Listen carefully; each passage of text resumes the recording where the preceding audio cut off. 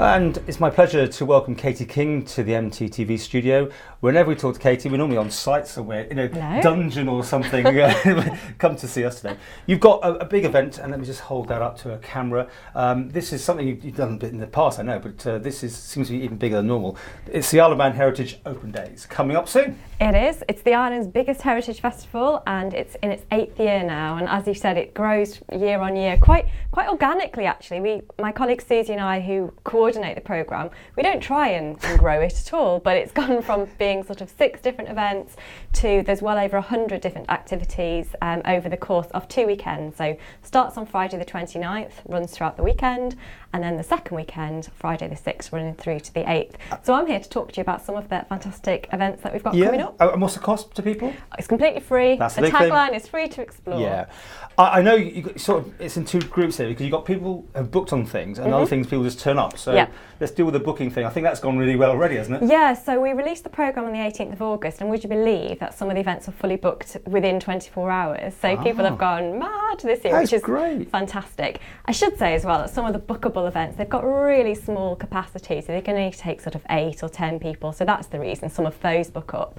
But when there is no capacity issue, we advertise these events as drop-in only. So I think some people have got frustrated that some of the events are fully booked, but actually the vast majority of the programme is drop-inable. Is that more tricky? Just what, you mean just turn up? Yeah, so it's you don't know what you're going to get, 2 or 20 or whatever? So we help you with the programme. So the digital version of the programme, which is on our website, indicates to you all the events that are freely available, no need to book, and it basically tells you, if it doesn't say reservation required, you just turn up at the time it says in the programme. Okay, let's have some of the highlights of things that are available. Some of the highlights coming up this weekend, well, one of my personal favourites, I think we met there a few years ago, is the drop-in afternoon at the Gaiety Theatre.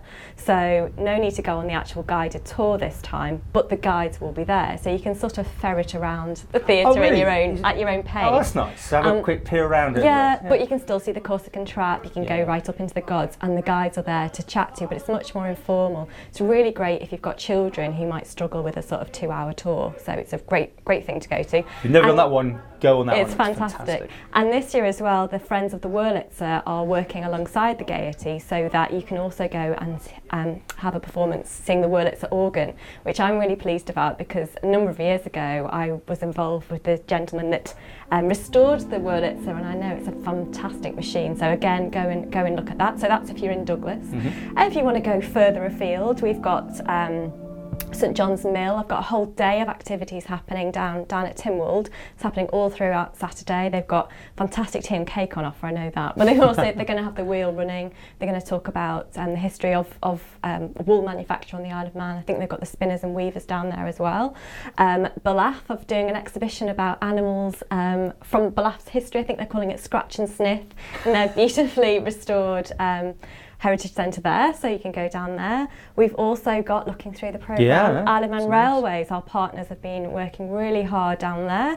So they've got Meet the Trammers, so you can go and see the horse trams. You can also go to see the steel and railway workshops this weekend. Oh, that's great. And the electric work sheds, get it right. All that is brilliant, because it's going back in time, isn't it? Exactly, and the guide, that's the key, the guides are just brilliant. So you do need to book onto that, but there's plenty of availability at the moment. Also, Tynwald are opening their doors, and they have if you've never been on the Tynwald guided tour, that's something else that's absolutely fantastic. It's so interesting, and you get to sit in the speaker's chair, or you get to sit in the president of Tynwald's chair, and again, the guides are really fascinating. So I'll turn the page actually. Yeah. So coming up on Sunday as well, my highlight, if you want to see me, I'm going to go to Peel Heritage Trust, where they're doing a walking tour called War and Peace. So again, no need to book, you just turn up at Craigmallen car park at 11:30, and they're going to take us on a walk of the headlands, looking at all the heritage features along the way.